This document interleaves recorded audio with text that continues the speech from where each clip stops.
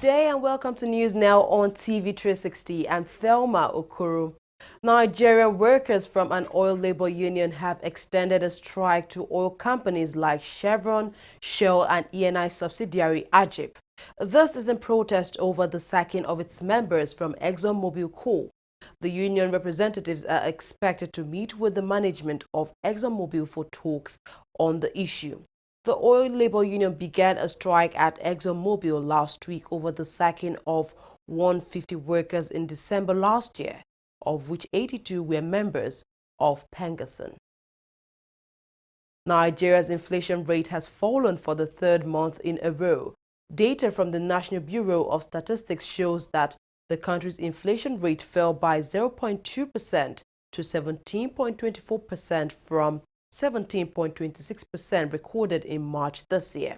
However, the composite food index rose by 19.30% in April this year.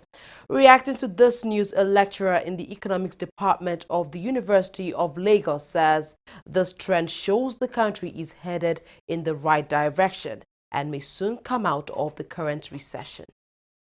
The NBS reported that inflation rate in Nigeria reduced for the third time since February. Is actually a good omen and a good indication that the economy is actually on the right path. And it's also an indication that the producers are actually responding to some of the policies the government is putting in place. Confidence generally is being restored to the Nigerian economy. I expect Nigeria economy to be out of recession by 2018 because from theory it takes about 3 cycles, 3 fiscal years before a country can actually come out of recession. So and we entered recession last year August. So by this year August we make it 1 fiscal year. Next year August we make it the 2nd fiscal year, and it is likely going to be because the kind of program Nigerian government has put in place in the economic recovery plan for 2017-2020, if it is well implemented, the speed of coming out of recession will be faster than expected.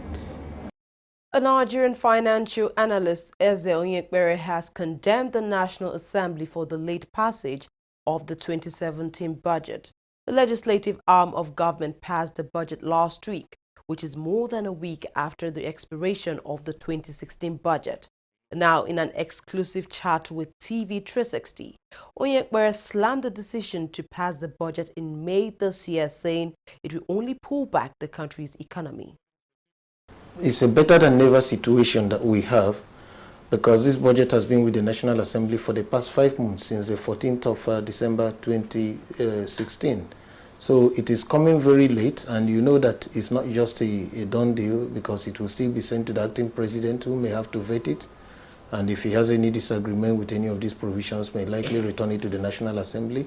So before this budget becomes law, is signed, and we start implementation, we may be talking about the end of this month. So what has happened so far is not a best practice. So what we have is like a continuation of the norm, the way we've been budgeting. Because if you look at it, it's not just even the figures that we have here that is the issue, but actual implementation at the end of the day. Because if you look at the revenue framework, the proposal of how we're going to get money, we see a benchmark price of about 44.5, which is quite close to the prevalent market price of crude oil, which is about 50 now in the international market. At some point, it even came down to almost 45. So you also see a situation that we are not yet at 2.2 million barrels a day. We are still doing under about under 2.2. I understand we are doing about between 1.9 and 2 million. So that means we may not even meet the benchmark rate, and we may not realize the revenue we are expecting. Even the money we are expecting from VAT, from CIT, and from other sources, we are not too sure if you look at the prevalent economic indicators and the economic reality of the country. So that may mean an increase to the 2.35 trillion deficit that we propose. And also, if you look back at the debt service, we are talking of using about 36% of our retained and expected revenue to service debts. And if you compare this with the capital expenditure of about 10 key ministries like Power, Works and Housing, solid minerals, education, health, defense, interior. You aggregate them, you see that 10 of them are just roughly about 72% of the money we are voting for capital expenditure. And if you look at capital expenditure versus debt servicing is about 80-something% in terms of money voted for it.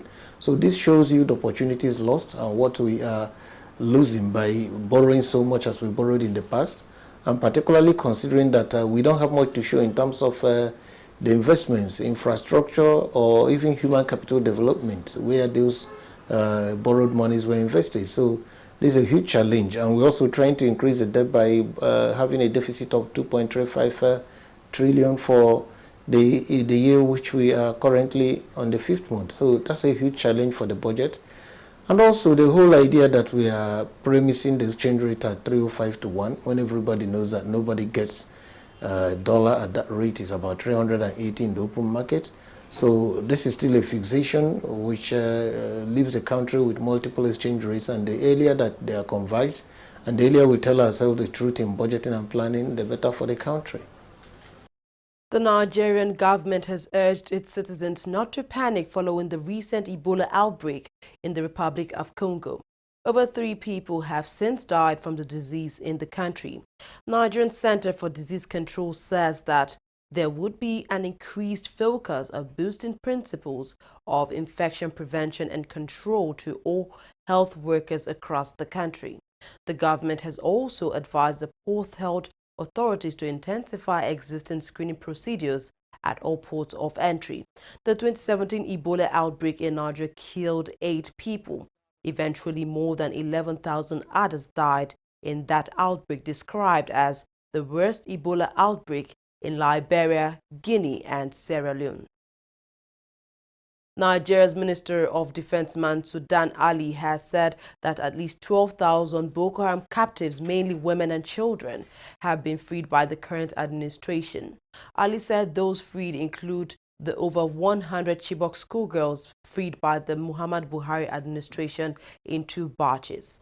The latest batch of 82 Chibok girls were freed in a swap deal with Boko Haram terrorists. Top terrorists detained by the Nigerian government were released in that deal. The Boko Haram insurgency has caused the death of about 100,000 people since 2009 and has continued despite the terror group losing most of the territory it controlled to the Nigerian forces. The Nigerian army says its troops have arrested a suspected Boko Haram terrorist in Borno State, northeast Nigeria.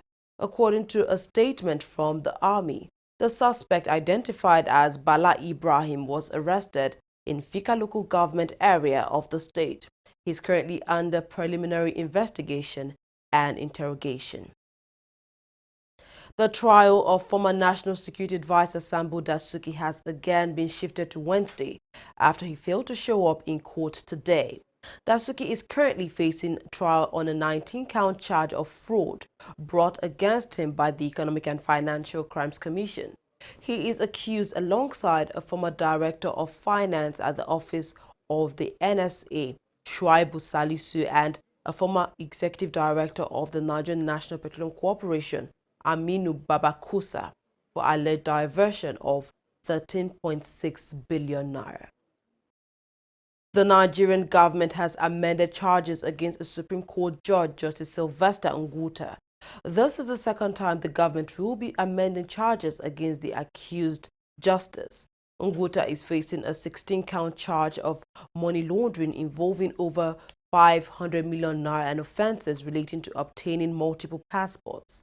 However, at the resumption of the trial on Tuesday, the chief prosecutor Olufemi Fatunde announced that the charges have been increased to 17. The Nigerian Senate has threatened to move against federal government corporations, agencies and parastatals yet to submit their 2017 budget to the legislature. During plenary, the upper legislative chamber of the National Assembly threatened to bar affected agencies from spending on their capital projects. The threat came when the Deputy Majority Leader, Senator Bala Ibn Na'ala, raised a point of order in which he said none of the agencies had submitted their budget reports to the Nigerian Senate.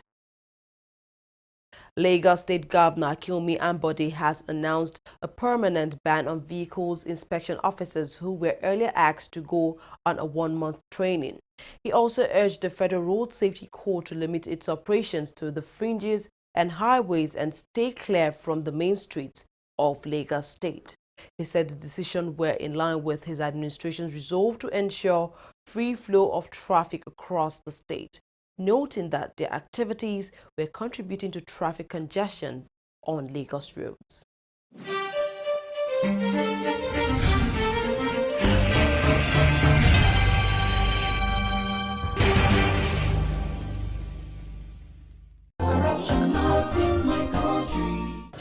Yeah, relax. That is my brother and I want him out of this station now.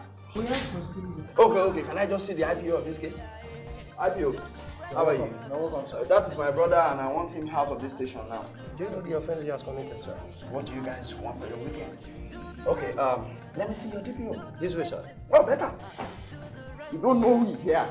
That boy is my brother and I want you to assist me to free him. The man found the gun, confessed to robbery. Things like this happen. 200,000 naira for you. Are you bribing me? 500,000 naira. Robbery suspect? 1 million naira. That is corruption. Not allowed in this division. 1 million. Remember, police is your friend. Giving and taking bribe is wrong. Corruption, not in my country. Stop corruption now. Corruption not in my country.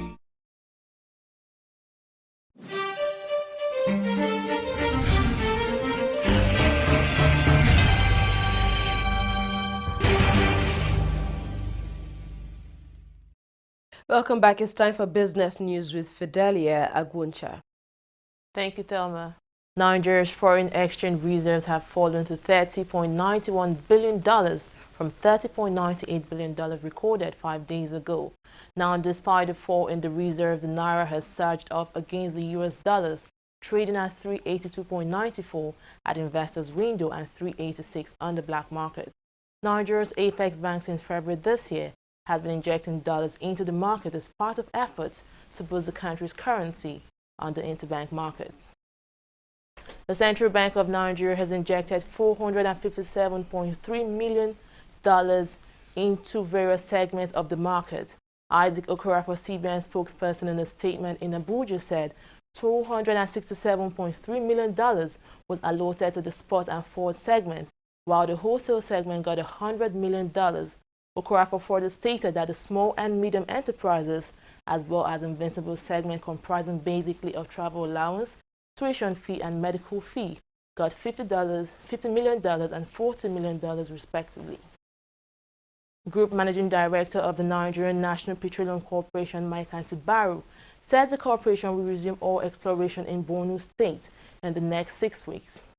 According to him, the exploration is necessary for harnessing the country's gas and oil resources to improve the economy. He said the corporation would redeploy its team of experts to Lake Chad to resume oil exploration with better technology. Oil prices extended gains on Tuesday after top producers Saudi Arabia, Russia and Kuwait supported extension of supply cuts until the end of March 2018 in an effort to drain a global glut. Brent crude was up 30 cents to trade at $52.12 a barrel, while US crude also climbed 30 cents to trade at $49.15 a barrel. Both benchmarks have risen more than $5 since hitting 5-month lows 10 days ago. Now, OPEC is scheduled to meet on the 25th of May to decide if the 1.8 million barrels per day supply cut will be extended beyond June 2017. That's all on business. More stories coming up. Don't go away.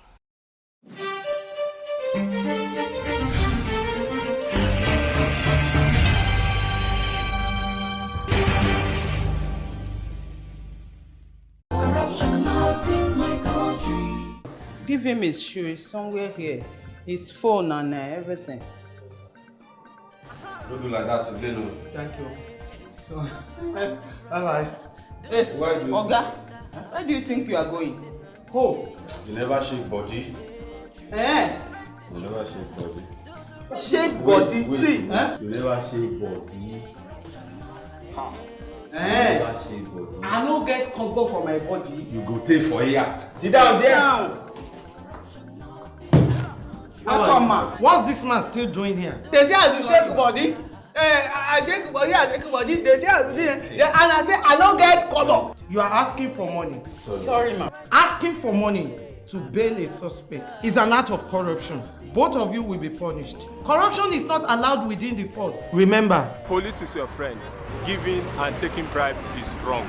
corruption not in my country. Stop corruption now. Corruption not in my country.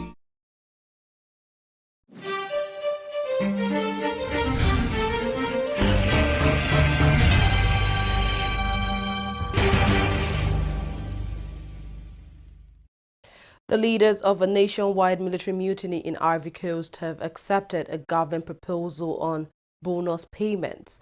That's what the Ivory Coast government is now claiming. The renegade soldiers who have paralyzed cities and towns across the country since Friday rejected an earlier deal announced by Defense Minister Alan Richard Donwahi late on Monday. Under the new proposal accepted by the soldiers, 8,400 mutineers, mostly former rebel fighters who helped President Alassane Ouattara to power, will receive an immediate bonus payment of 5 million CFA francs. Another 2 million CFA francs will then be paid at the end of next month. Suspected gunmen believed to be fighters of Al-Shabaab burst into a government official's house in northeast Kenya and shot him dead. Police say the 4 attackers in military uniforms struck in Mandera County, a territory near Somalia's border that has seen a string of Al-Shabaab raids in recent years. There was no immediate responsibility for the attack. Anthony Joshua's promoter has hinted that the new heavyweight champion will defend his title in a rematch against his defeated opponent, Vladimir Klitschko.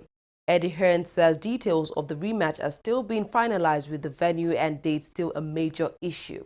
Joshua in April this year defeated Klitschko by knockout after 11 rounds to win his first WBA heavyweight title. A clause in their contract, however, allows both men to have a rematch, and the 2012 Olympic gold medalist has previously expressed an interest in exercising that option. Chelsea's captain John Terry says he could retire at the end of the season after leading the champions in their 4-3 win over Watford at Stamford Bridge. The 36-year-old, who will leave the Blues in the summer, scored the opening goal of the night of celebration for the Premier League title winners. Chelsea hosts Sunderland on Sunday in their final league game of the season. World number 5 Roger Federer has announced his withdrawal from the 2017 French Open tournament. The Swiss announced his withdrawal on his website, saying his focus is fully on the grass court season. The 18-time Grand Slam champion has had a splendid year so far, winning the Australian Open, Indian Wells and Miami Open. However, his search for a 19th Grand Slam title is set to go beyond May this year. That's all we have on News Now. Thank you very much for watching. I'm Thelma Okoro.